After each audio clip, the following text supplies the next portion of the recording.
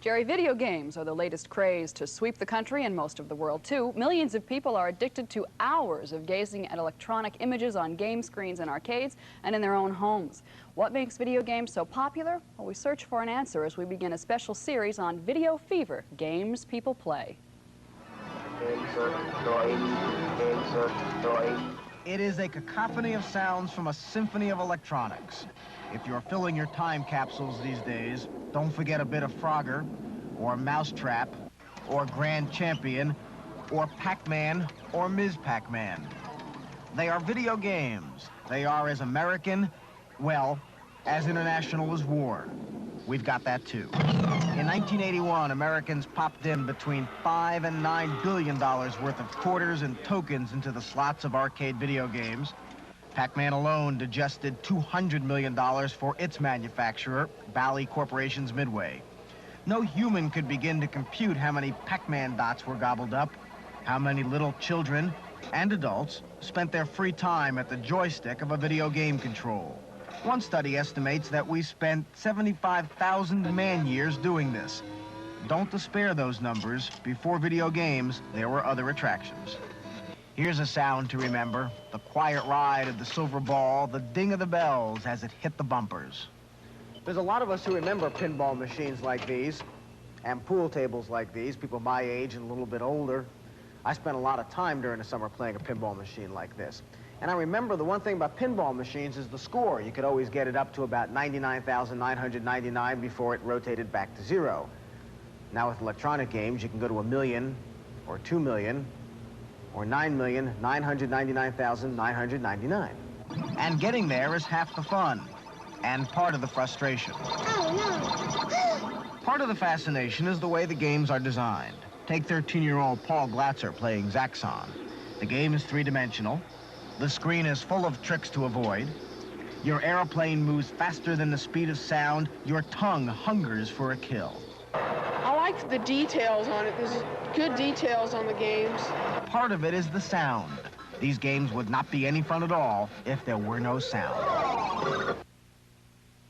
But there is, and that is why people like Bert Price can stand at a machine for 2.5 hours, on 1/4, mind you, and play Galaga. I could have done that for longer. Just I lost all my ships. While we attack The United Way kicked off an... Huh? Well, video games fever has prompted a number of businesses to try to cash in on that billion-dollar craze. Book publishers and even movie producers are trying to make video games pay off for them.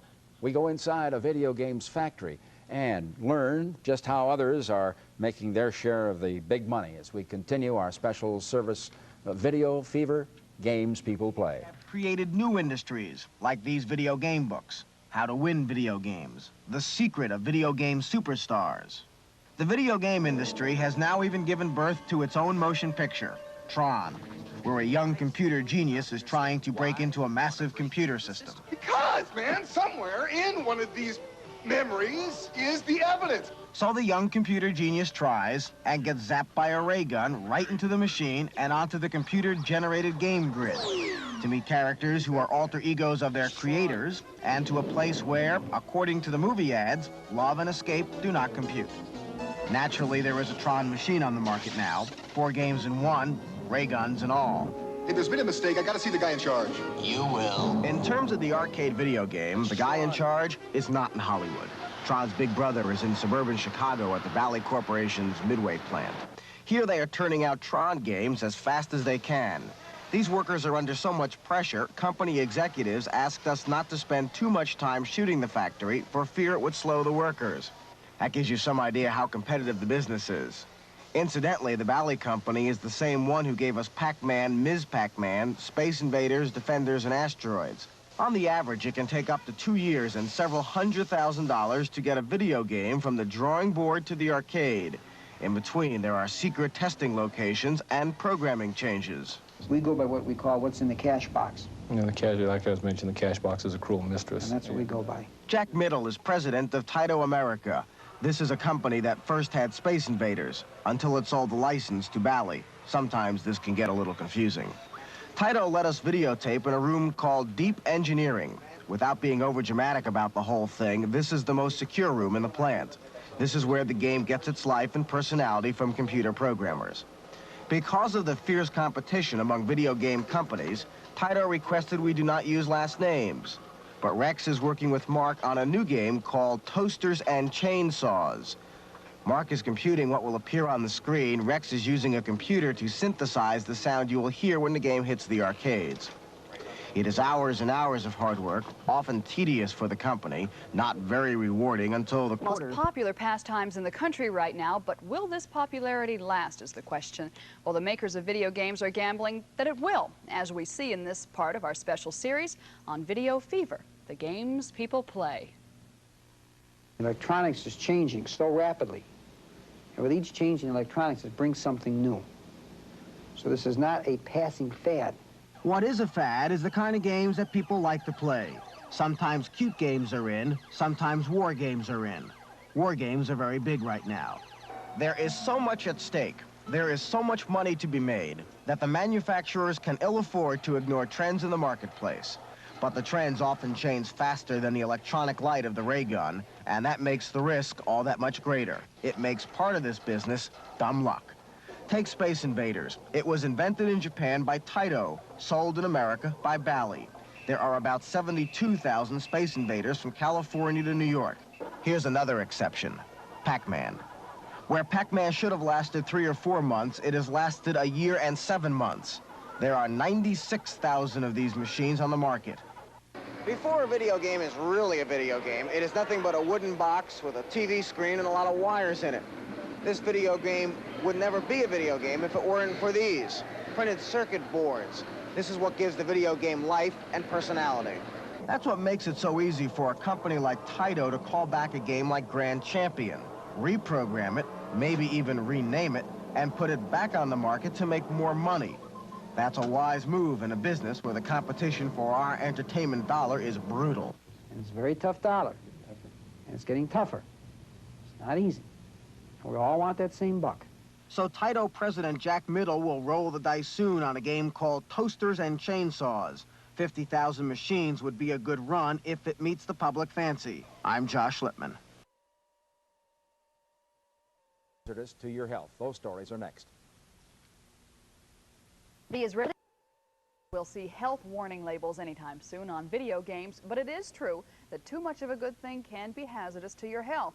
We'll find out now about Pac-Man's wrist and more as we continue our special series, Video Fever, Games People Play.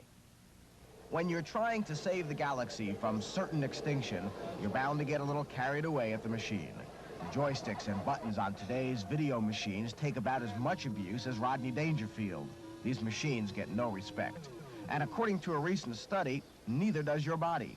For instance, Paul Glatzer, after an hour or so on Zexon. When you play a long time, they start to hurt a lot. What hurts? Well, it depends what game you're playing. This thing game, over here, yeah. it's probably your fingers. Because you flick your fingers a lot and hit the buttons. 15-year-old David Nichols likes to play Pac-Man. In fact, he has gotten his score to more than 266,000 points on a single quarter. And he has found his hand hurting. It's got a little thing on here that cuts your hand. Your hand gets cut? Yeah, they sanded it down there. I guess I got a new knob. David Nichols and Paul Glatzer are not alone. We have football knee, tennis elbow, jogger's ankle, so why not? Pac-Man's wrist. Dr. Gary Myerson and 2 colleagues did what most curious doctors do, a study. They talked with 134 video game players. As you can see, 65% of those surveyed suffered some injury, blisters, calluses, arthralgia or pain, or tendinitis, from their fingers to their shoulders. The development of the calluses and blisters are obvious. The complaints and the swellings secondary to the injury to the tendons were while they were standing at the tables playing the games. Myerson says some of the games could be designed better so that one's wrists would bend naturally to the controls. Myerson also suggests that serious game players consider an arcade glove.